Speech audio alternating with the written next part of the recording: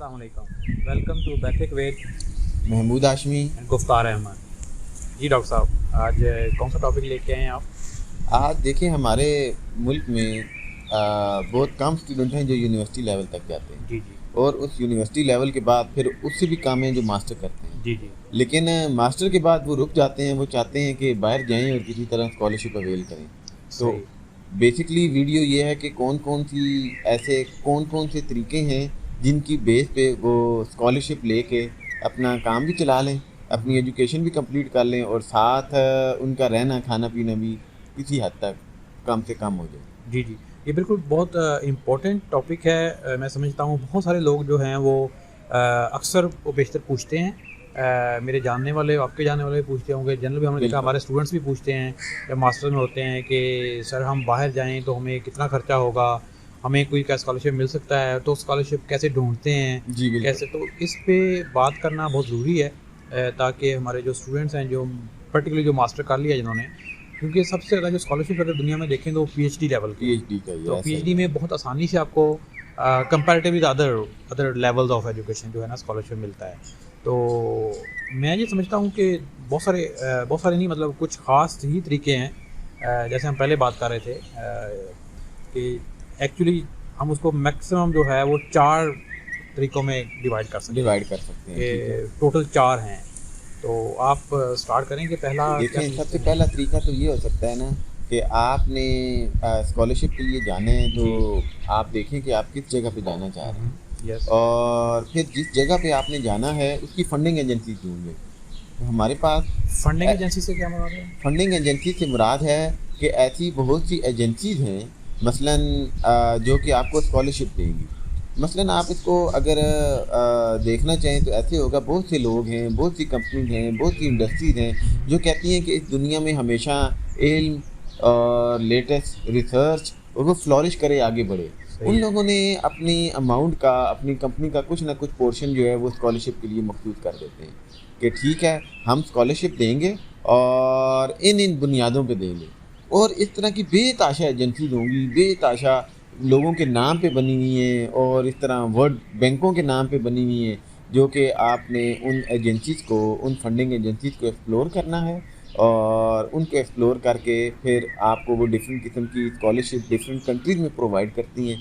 तो आप देखें कि आप किस कंट्री में जाना चाह रहे हो और कौन सी आपका इंटरेस्ट का एरिया है जो उस फंडिंग एजेंसी के अंदर लाए कर रहा है और आप उनकी स्कॉलरशिप वहाँ से अवेल कर। जी, मैं इस बात को थोड़ा सा और एलेबोरेट करूँगा। थोड़ा सा इन डेप्थ इन छोटी एजेंसीज़ की अगर हम बात करें उनको शायद थोड़ा सा ढूंढना मुश्किल होगा, लेकिन जो बड़ी बड़ी एजेंसीज़ होती हैं, जो आपका कहने का, फॉर एग्जांपल पाकिस्तान में अगर बात करें तो higher education commission of Pakistan है। इसी तरह हर कंट्री में, चाइना में नेशनल साइंस फाउंडेशन है। इसी तरह हर कंट्री के अंदर एक मेन फंडिंग एजेंसी भी मौजूद होती है।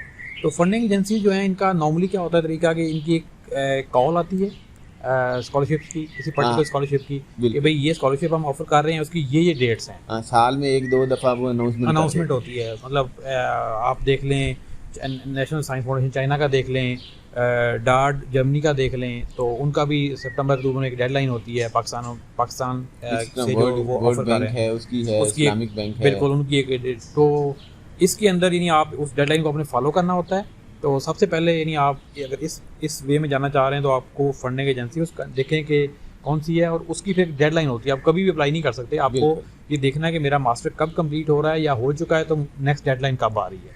और समटाइम्स कुछ एजेंसीज ऐसी भी हैं जो ज़रूरी नहीं है कि उस वक्त आपका कंप्लीट हो चुका हो। फॉर एग्जांपल डार्ट जो है जर्मनी का है, तो वहाँ अभी आप अगर फाइनल सेमेस्टर में हैं और आपको लगता है कि उनकी डेडलाइन आ गई है, तो यू कैन अप्लाई देयर।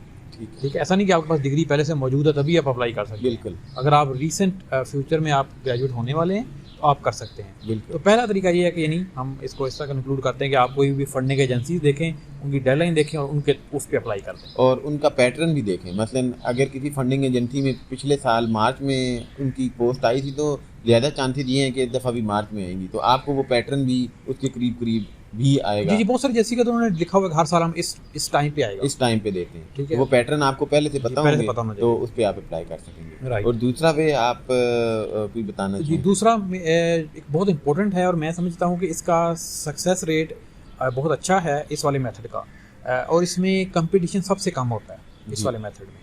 ٹھیک ہے. اور وہ کیا ہے کہ آپ ماسٹر کر رہے ہیں, یعنی آپ ماسٹر کر رہے ہیں یا بہت سارے جگہوں پہ ہم ایم فل کہہ رہے ہوتے ہیں. جب آپ کر رہے ہیں ایم فل تو آپ نے دیکھا ہوگا کہ آپ نے کچھ ریسرچ پیپرز پڑھے ہوں گے اپنے تھیسس کے لیے, پھر آپ نے ایک تھیسس اپنا کیا, یعنی آپ نے ایک ریسرچ کی, تو آپ کو اس سے اندازہ ہو جاتا ہے کہ میری ریسرچ کے دنیا میں کہاں کہاں کام ہو رہا ہے. ٹھیک ہے, ایک تو وہ اپنے پیپر پڑھے, اس کے علاوہ بھی آپ کو اندازہ ہو جاتا ہے کہ آپ کا کام دنیا میں کہاں کہاں ہو رہا ہے. ٹھیک ہے, تو اب یہ جو پروفیسرز ہیں, اور وہ جب آپ بہت نیرو ہو جائیں گے تو وہ تھوڑے سے رہ جائیں گے, وہ زیادہ نہیں رہ جائیں گے, بالکل بہت لمیٹڈ رہ جائیں گے. مے بی ہر کنٹری میں, مطلب ہر سے ملا کے کوئی جو دنیا کی ٹاپ 8-10 کنٹریز ہیں, ڈیولپ کنٹریز ہیں, ان میں اگر آپ ٹارگٹ کر رہے ہیں, ان میں 2-3 گروپس ہوں گے جو کام کر رہے ہیں. ٹھیک ہے, تو وہ بالکل جو آپ کی ریسرچ ہے رائٹ, اس کے مطابق آپ وہ پتہ ہوگا, آپ دیکھ سکتے ہیں کہ کون سے پروفیسر کام کر رہے ہیں. اچھا, اب کرنا یہ ہے کہ آپ نے یہ نہیں دیکھنا کہ اس کنٹری میں کوئی اسکالرشپ آفر ہوا یا نہیں ہوا, کچھ نہیں دیکھنا. جسٹ ان پروفیسرز کو آپ نے ایک ای میل لکھنی ہے, ایک پروفیشنل ای میل ہونی چاہیے. ٹھیک ہے, اور آپ تھوڑا سا دیکھ لیں گے جس کنٹری میں آپ ای میل کر رہے ہیں اس کے نارمس کیا ہیں ای میل کرنے کے. ٹھیک ہے, یعنی جیسے پاکستان کنٹری ہے, پاکستان جیسے کنٹریز ہیں, تو وہاں پہ ہم ایک بہت نارمل ہے سر کا ورڈ یوز کرتے ہیں, لیکن بہت ساری کنٹریز میں یہ بڑی آکورڈ سی لگتا ہے یہ ورڈ یوز کرنا. تو اس پہ ہم خیر بعد میں بات کر سکتے ہیں, ابھی ہمارا جو فوکس ہے اس پہ رہتے ہیں. آپ ان پروفیسرز کو ای میل کریں گے, انہیں کہیں گے میں نے یہ کام کیا ہے, so do you have any opportunity for my P H D, تو میں آپ کے ساتھ پی ایچ ڈی کرنے میں انٹرسٹڈ ہوں, میرا کام آپ کے کام سے بہت ریلیٹڈ ہے, میں نے آپ ہی کے کام کی طرح کا کام کیا ہے, اور میں آپ کا گروپ کو جوائن کرنا چاہتا ہوں. بالکل. تو ہوتا کیا ہے کہ پروفیسرز کے پاس فنڈنگ پہلے سے موجود ہوتی ہے, ان کے پاس پروجیکٹس چل رہے ہوتے ہیں دنیا میں, یعنی بہت سے انڈسٹریل پروجیکٹس چل رہے ہوتے ہیں, فنڈنگ ان کے پاس ہوتی ہے.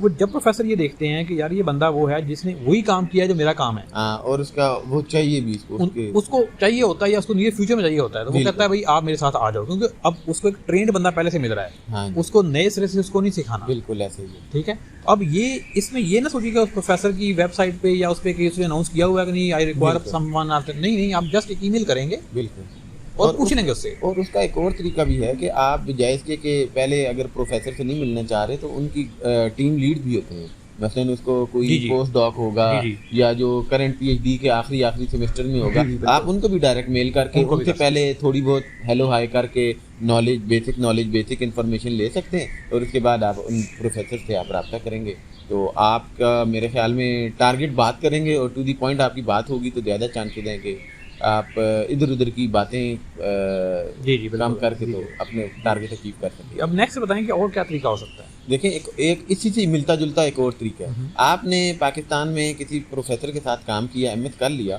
تو چانسز یہ ہیں کہ اس پروفیسر کے اپنے پرسنل لنک بھی ہوں گے. بالکل, ٹھیک ہے, آپ جیسے جس کمیونٹی میں آپ رہتے ہو نا, اس کمیونٹی میں اس بندے کے لنک ہوتے ہیں.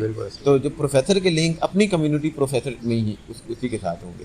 تو آپ اپنے پروفیسر سے بھی پوچھ سکتے ہیں کہ سر آپ نے یہ کام کیا ہوا ہے, اس سے ریلیٹڈ ہی کام ہے, کیا آپ کے کوئی ایسے جاننے والے ہیں جن کے پاس میں جا کے کام کرنا چاہوں اور مجھے اسکالرشپ بھی مل جائے. اور یہ سب سے آسان طریقہ ہے. آسان طریقہ اس سینس میں ہے کہ وہ دو بندوں کے بیچ میں کمیونیکیشن ہونی ہے, اور وہیں پہ اگر آپ کو اسکالرشپ ملنی ہے تو ادھر مل جانی ہے, اور آپ کو ڈیٹ ٹائم سارا کچھ پہلے سے پتہ ہوگا کہ اس وقت آپ نے جانے ہیں یا اس وقت آپ کو مل چکی ہے اسکالرشپ, اور آپ اس میں آگے فلورش کر سکتے ہیں. جی بالکل, بہت اچھا ہے.